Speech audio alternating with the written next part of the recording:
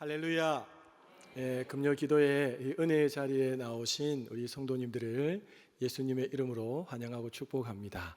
곳곳에 보니까 우리 청년들도 보이고 우리 다음 세대들도 보이는데, 우리 청년들이 기도의 자리에 나온다는 것은 기적과도 같은 일인 줄로 믿습니다. 우리 청년들 좀 마음껏 축복하는 마음으로 우리 축복의 박수 한번 하도록 하겠습니다. 축복합니다. 축복합니다. 우리 옆에 계신 분들 보시면서 활짝 웃는 얼굴로 이렇게 한번 인사 나누시겠습니다. 오늘 이 밤 제 옆에 앉아주셔서 감사합니다. 한 번 더 인사하실 때 저보다 더 큰 은혜 받으실 줄로 믿습니다. 마지막입니다.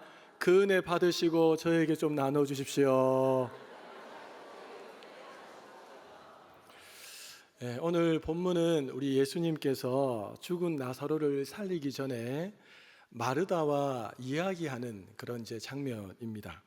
여러분 잘 아시다시피 나사로에게는 두 명의 여동생이 있었습니다.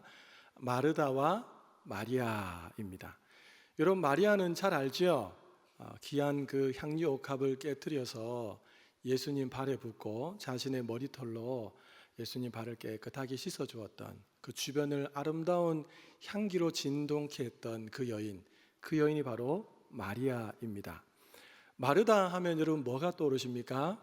아마 마리아보다는 조금 덜 중요한 인물이다라고 생각하실 텐데요.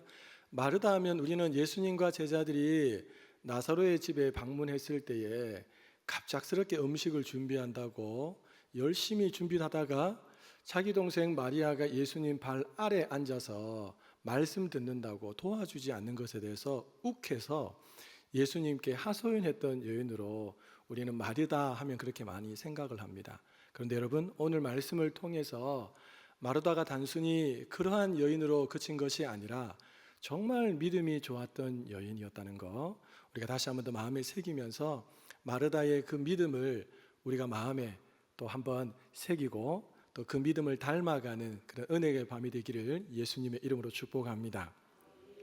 오늘 본문은 워낙 유명해서 아마 여러분들이 여러 번 설교를 통해서도 들으셨고 또 성경을 통독하시다가도 아마 눈여겨보신 본문이라고 생각합니다. 간단하게 설명을 하면 이렇습니다. 이런 나사로가 죽을 병에 들었습니다. 그래서 동생이었던 마르다와 마리아가 이 사실을 알고 예수님이라면 우리 오라비를 고칠 수 있다라는 믿음을 가지고 사람을 예수님께로 보냅니다. 예수님이 어디에 있는지 잘 몰랐지만 아무튼 그 사람이 예수님을 찾아갔고 예수님에게, 예수님 당신의 사랑하는 친구 나사로가 지금 죽을 병에 걸렸습니다.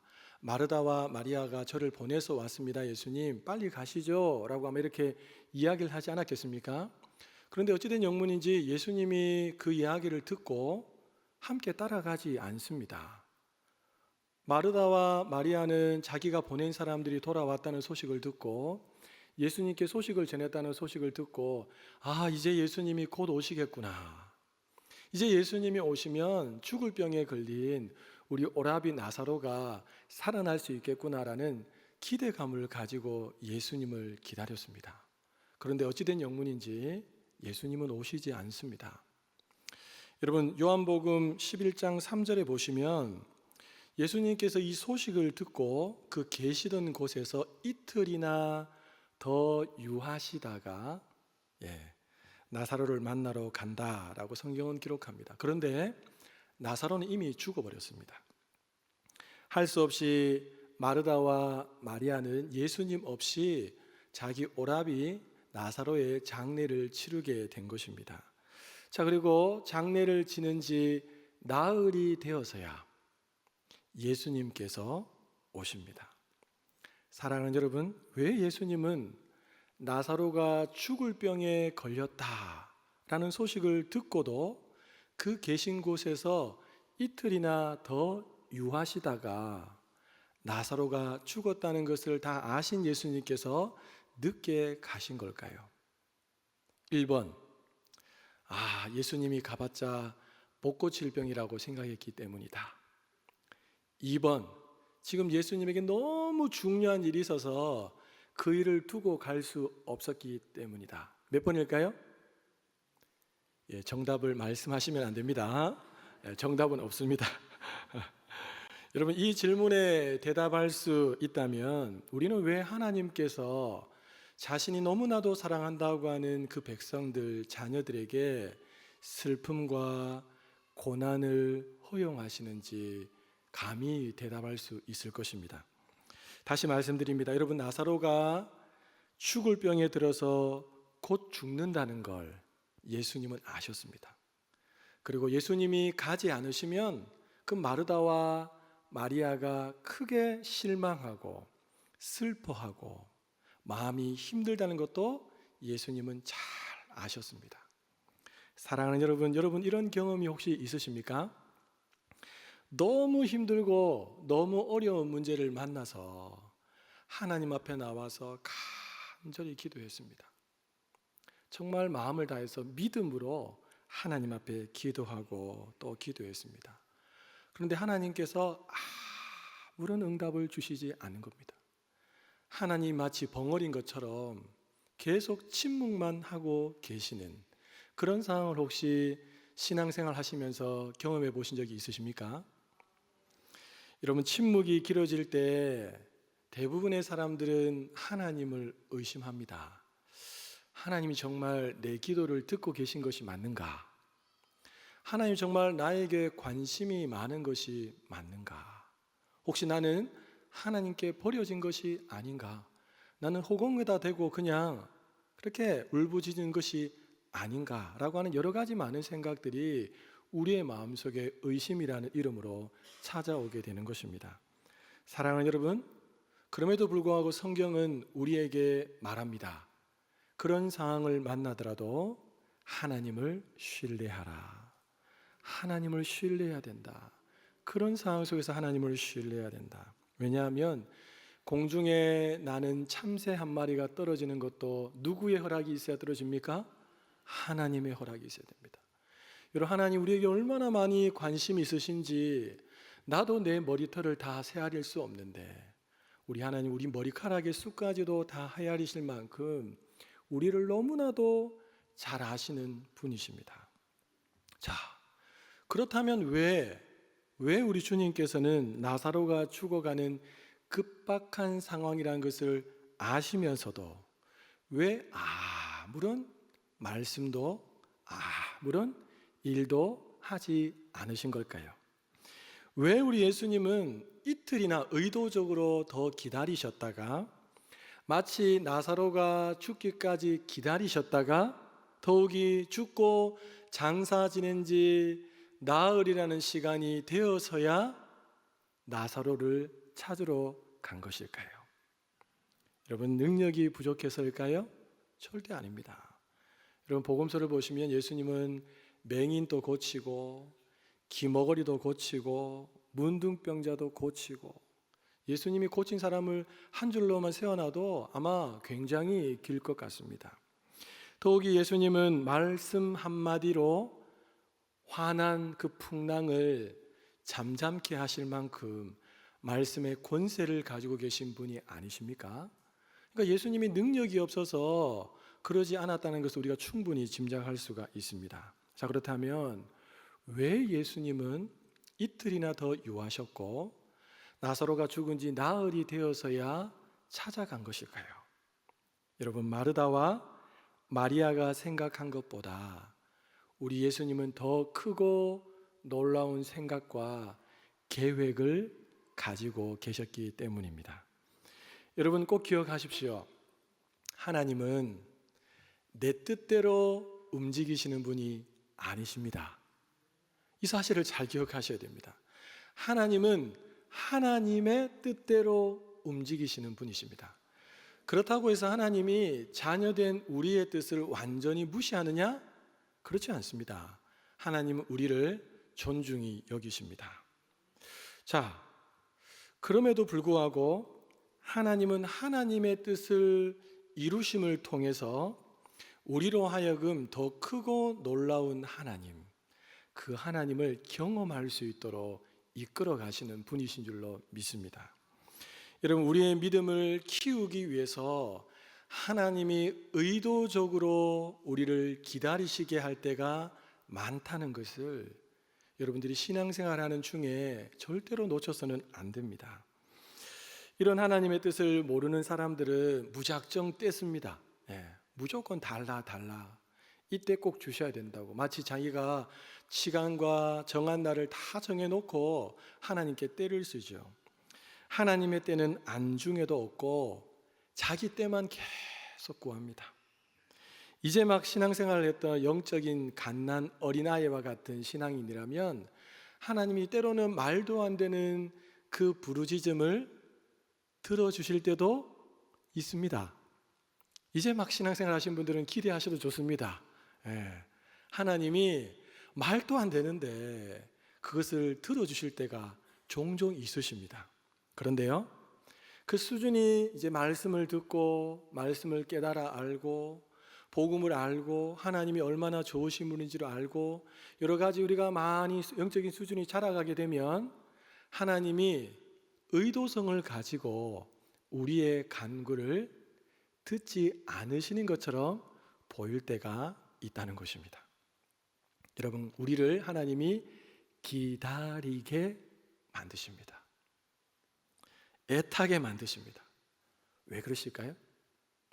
그것을 통해서 우리의 영적인 성장과 성숙을 끌어내시는 것입니다.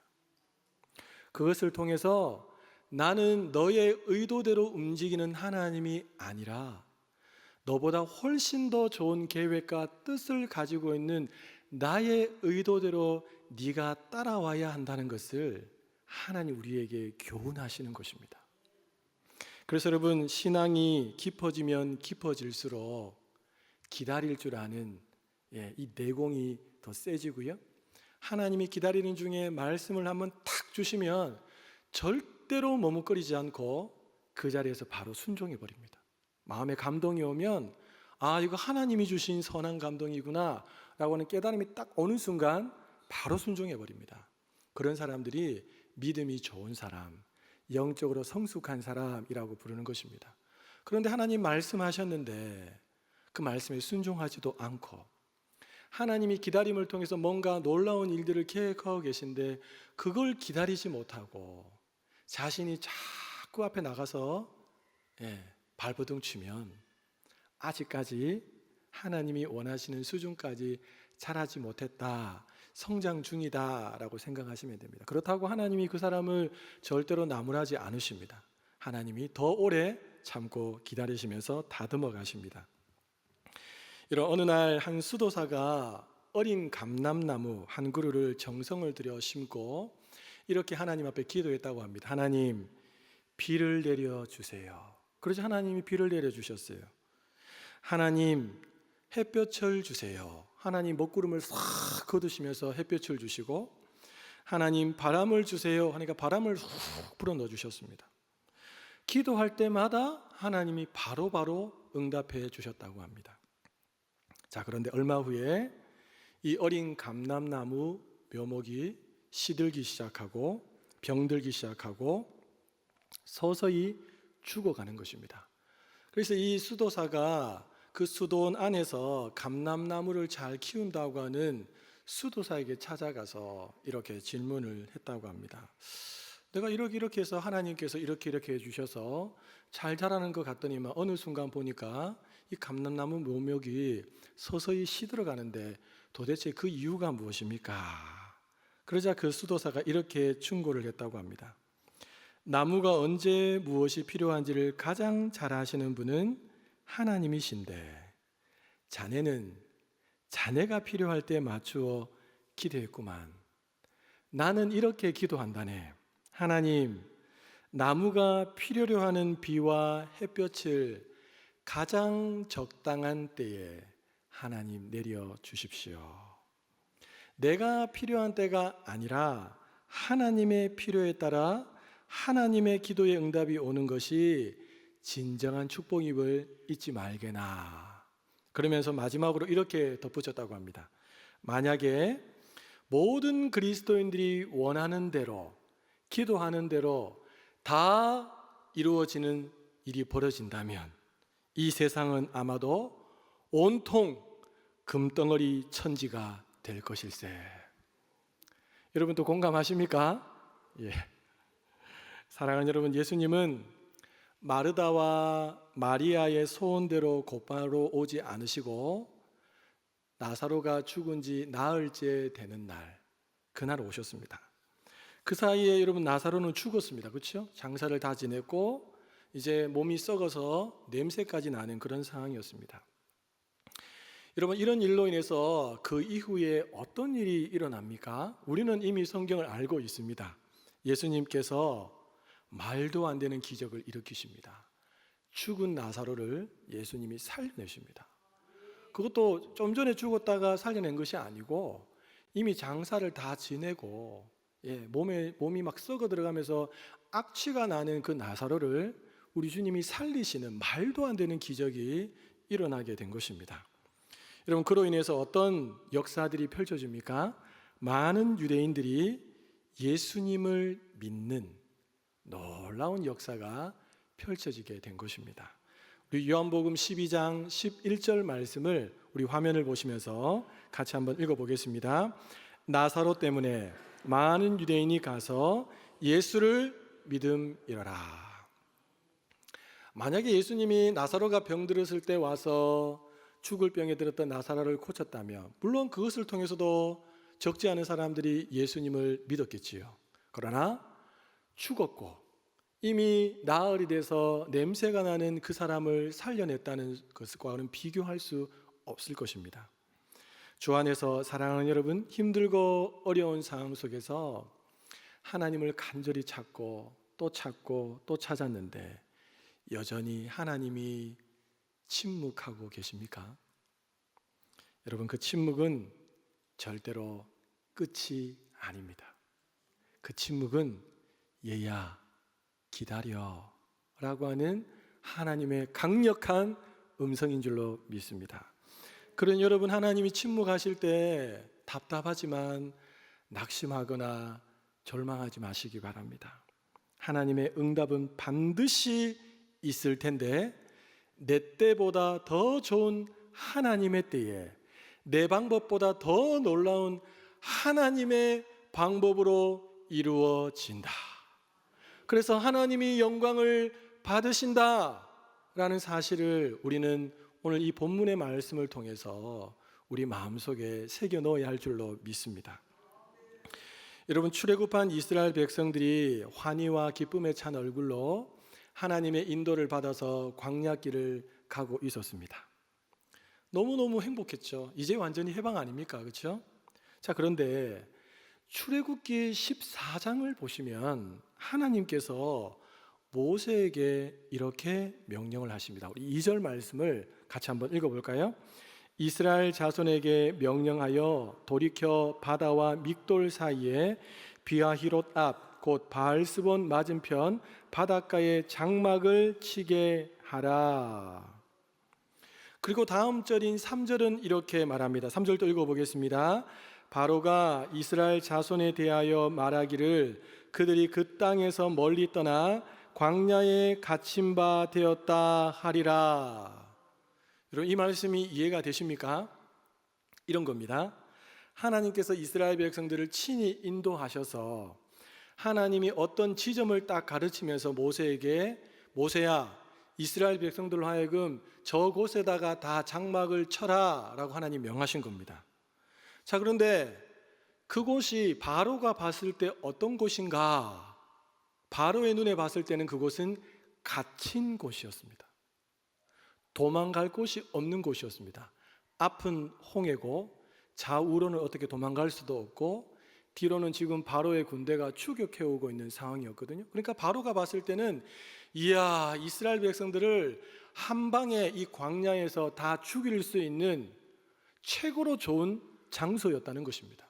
근데 하나님이 그곳에다가 장막을 치라고 모세를 통해서 이스라엘 백성들에게 말씀하셨고 이스라엘 백성들은 그곳에 장막을 쳤습니다.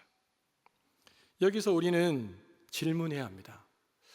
왜 하나님께서 기쁨과 환희와 소망을 가지고 출애굽해서 이제 광야길을 신나게 걷고 있는 그들에게 갇힌 곳에 장막을 치라고 하신 걸까? 한 번에 다 죽이기 위해서 그러셨을까요? 아닙니다. 하나님이 그런 분이 아니십니다. 오도 가도 못하는 그 상황 속에서 하나님은 새로운 길을 여셔서 내가 바로 전능하신 하나님, 내가 바로 능력의 하나님, 너희의 하나님 되심을 하나님은 보여주고 싶으셨습니다. 이런 모두가 뒤에 바로의 군사가 지금 병거를 타고 칼을 들고 자기를 죽이기 위해서 온다는 소식을 듣고 모든 사람들이 끝이다 라고 생각했습니다. 모든 사람들이 울부짖었습니다. 왜 우리를 이 광야까지 인도해내서 이곳에 저 바로의 칼에 의해서 다 죽게 만드는가? 원망하고 낙심하고 좌절하고 그 울분 섞인 소리가 점점 커져 나갈 때 하나님께서 모세에게 말씀하십니다. 우리 16절부터 18절 말씀을 우리 화면을 보면서 같이 한번 읽도록 하겠습니다. 지팡이를 들고 손을 바다 위로 내밀어 그것이 갈라지게 하라. 이스라엘 자손이 바다 가운데서 마른 땅으로 행하리라. 내가 애굽 사람들의 마음을 완악하게 할 것인즉 그들이 그 뒤를 따라 들어갈 것이라. 내가 바로와 그의 모든 군대와 그의 병거와 마병으로 말미암아 영광을 얻으리니 내가 바로와 그의 병거와 마병으로 말미암아 영광을 얻을 때에야 애굽 사람들이 나를 여호와인 줄 알리라 하시더니. 아멘.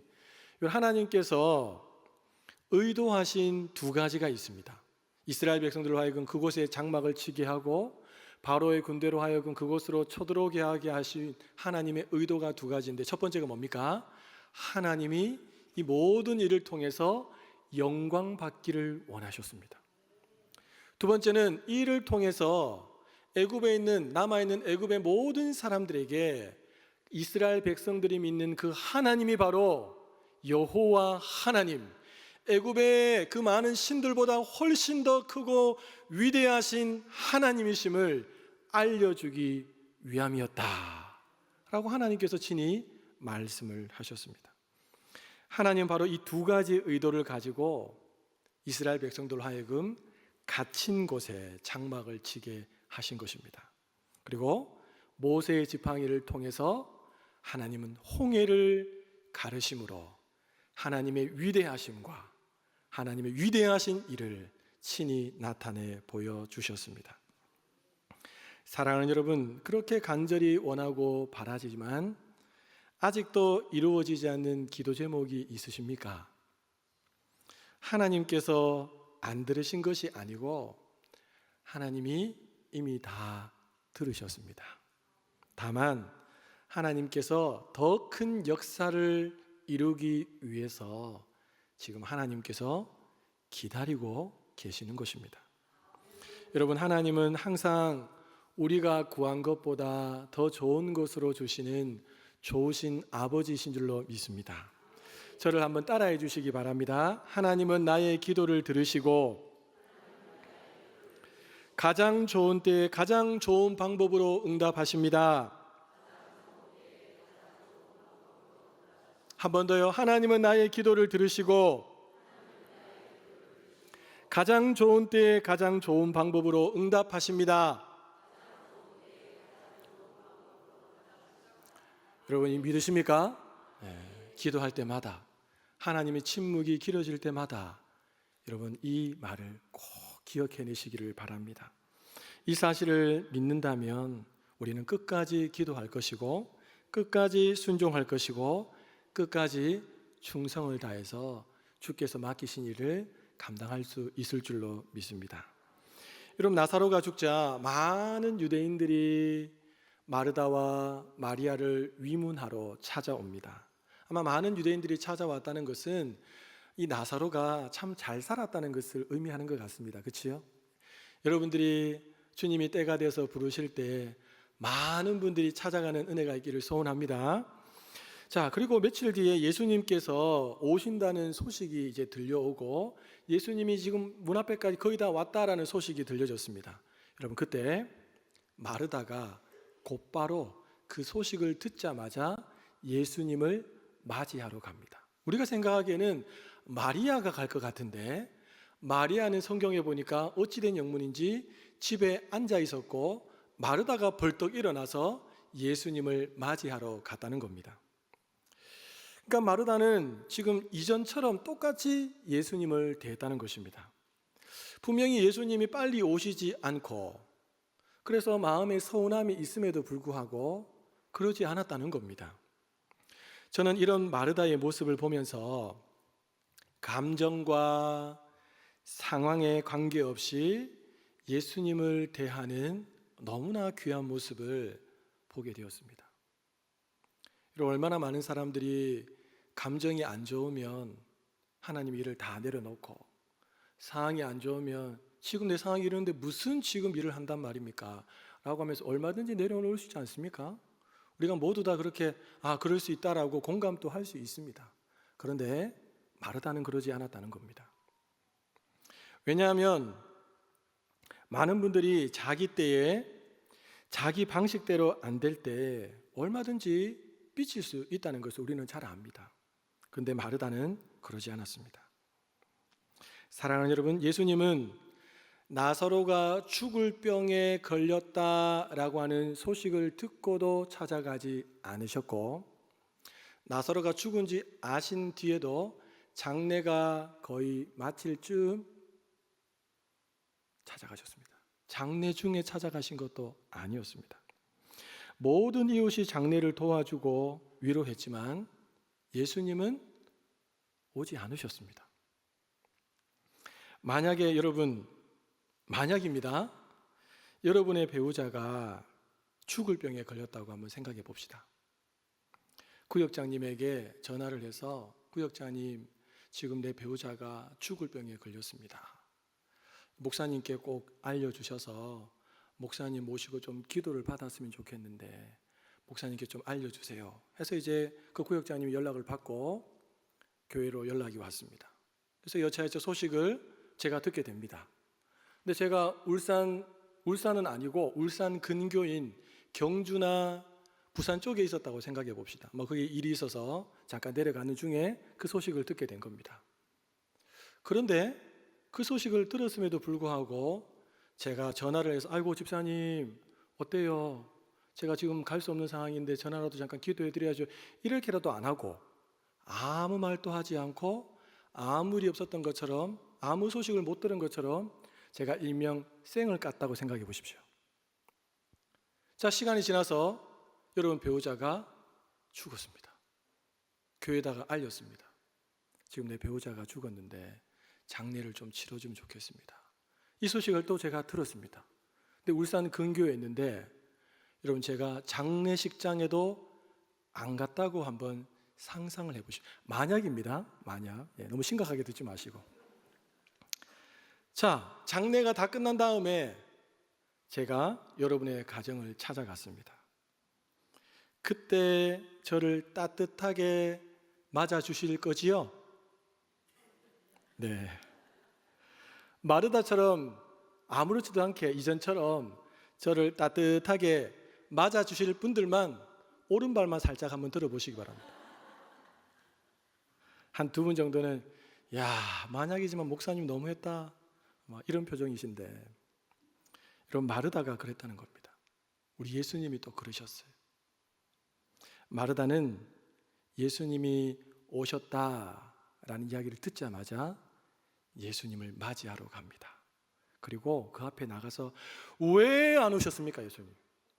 내가 분명히 사람을 보냈는데 그 사람을 통해서 이야기를 다 들으셨음에도 불구하고 예수님 왜 안 오셨습니까? 내 오라비가 죽고 장례를 치르는 중에도 예수님은 왜 안 오셨습니까? 왜 이제야 오셨습니까 예수님?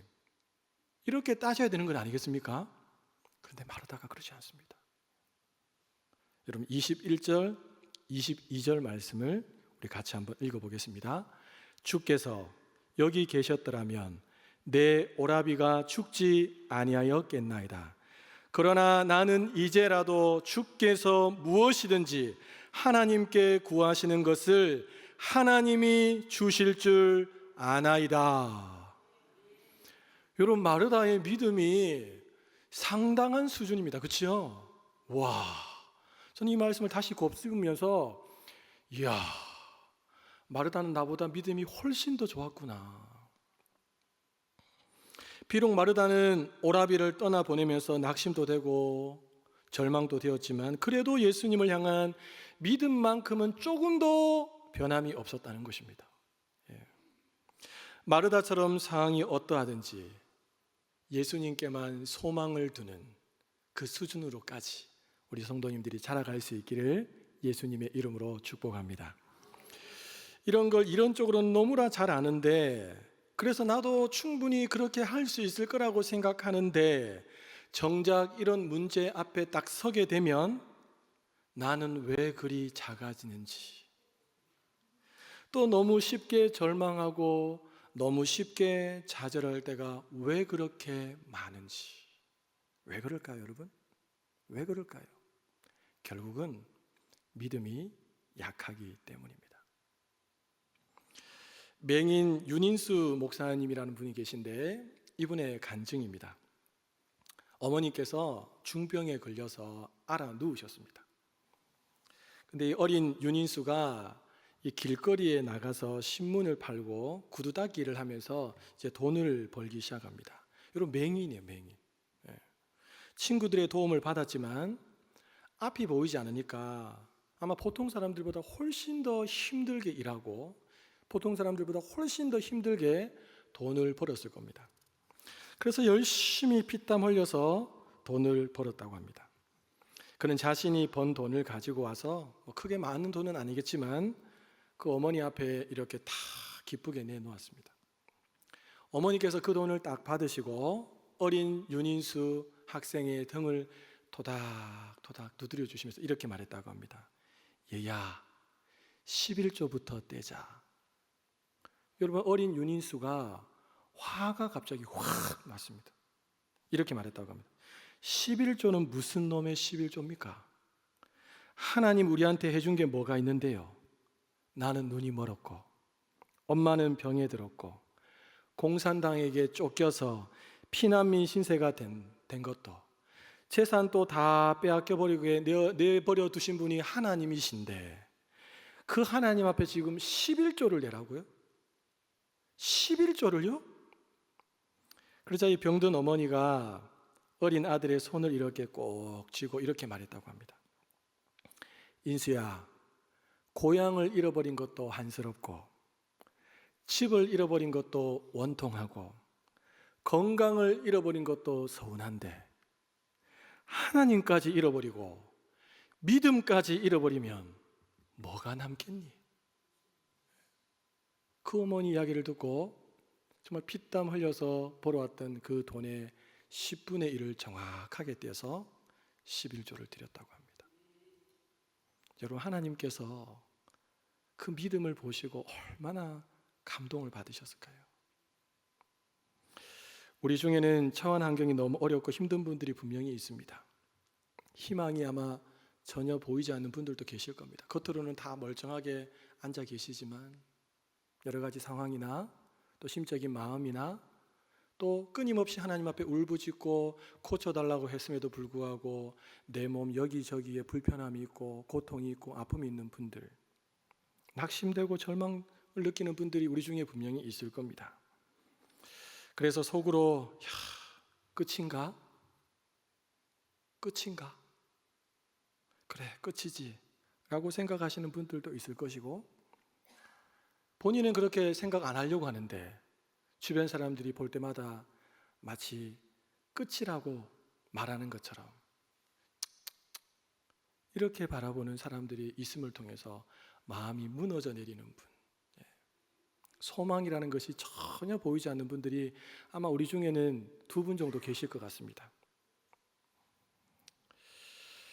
사랑하는 여러분, 제가 무슨 말로 그런 분들을 위로할 수 있겠습니까? 오늘 하나님이 우리에게 주시는 말씀을 나에게 주는 말씀으로 받으시기를 소원합니다. 오라비가 죽은 절망과 슬픔 속에서도 여전히 예수님을 신뢰했던 마르다의 그 믿음을 여러분 오늘 이 밤에 구하시면 좋겠고, 그 믿음으로 끝까지 주님을 좀 신뢰하시면 좋겠습니다. 그러면 여러분의 인생 가운데서도 하나님께서 하나님의 놀랍고 크신 일을 행하신다는 것을 친히 맛보여 주실 줄로 믿습니다. 여러분, 그런 믿음만 있다면 시간이 좀 걸리긴 하겠지만 하나님은 반드시 일하십니다. 예수님은 마르다에게 네 오라비가 다시 살아나리라 라고 이렇게 말씀하셨습니다. 그러나 마르다는 다시 살아나는 것은 마지막 날 부활 때 있을 것입니다 라고 예수님께 자신의 부활 신앙을 고백했습니다. 그때 예수님이 마르다에게 그 유명한 말씀을 해주시는데요, 우리 25절과 26절에 있는 말씀을 같이 한번 읽어볼까요? 예수께서 이르시되 나는 부활이요 생명이니 나를 믿는 자는 죽어도 살겠고 무릇 살아서 나를 믿는 자는 영원히 죽지 아니하리니 이것을 내가 믿느냐. 아멘. 이 말씀은 예수님께서 우리에게 주신 약속 중에서 가장 영광스러운 약속입니다. 그래서 저는 장례 예배를 인도할 때마다 제일 먼저 이 말씀을 읽고 묵도합니다. 그 자리에 예배 드리시는 많은 분들에게 예수님의 질문을 던지면서 시작합니다. 네가 믿느냐? 네가 진짜 믿느냐? 마르다는 네가 믿느냐는 예수님의 질문에 이렇게 대답했습니다. 우리 27절도 한번 읽어볼까요? 이르되 주여 그러하외다. 주는 그리스도시요 세상에 오시는 하나님의 아들이신 줄 내가 믿나이다. 할렐루야. 사랑하는 여러분, 어려움이 여러분의 삶 가운데 찾아와도 여전히 하나님이 여러분을 사랑하심을 믿으십니까? 모두가 끝이라고 말해도 하나님이 아직 끝이라고 말하지 않았다면 나에게 여전히 소망이 있음을 믿으십니까? 내 기도가 더디 이루어진다 하여도 하나님은 이미 내 기도를 다 듣고 하나님의 계획과 뜻에 맞추어 응답해 주신다는 사실을 믿으십니까? 지금은 다 모르지만 주님 앞에 서게 되면 모든 것을 다 하나님의 그 놀라운 계획과 뜻을 알게 되신다는 것을 여러분 믿으십니까? 예수님 안에서 죽은 사람은 죽어도 다시 살아나심을 믿으십니까? 살아서 믿는 자는 영원히 죽지 않으심을 믿으십니까? 여러분, 이 믿음 앞에, 이 질문 앞에 우리가 내가 믿나이다, 내가 믿습니다 주님이라고 대답한다면 나사로를 살리셨던 그 능력의 주님께서 우리의 삶 가운데 친히 찾아오셔서 우리의 삶 가운데도 죽었던 모든 것들을 살려내시는 부활의 능력을 친히 베풀어 주실 줄로 믿습니다. 오늘 이 밤에 이 하나님을 신뢰하시고 이 하나님을 붙드시고 믿음으로 구할 수 있기를 소원합니다. 그래서 하나님이 가장 좋은 때에 가장 좋은 하나님의 방법으로 여러분의 삶 가운데 놀라운 기도의 응답의 역사로 함께 해주시기를 예수님의 이름으로 축복합니다. 예수님의 이름으로 축복합니다. 우리 함께 찬양 드리겠습니다.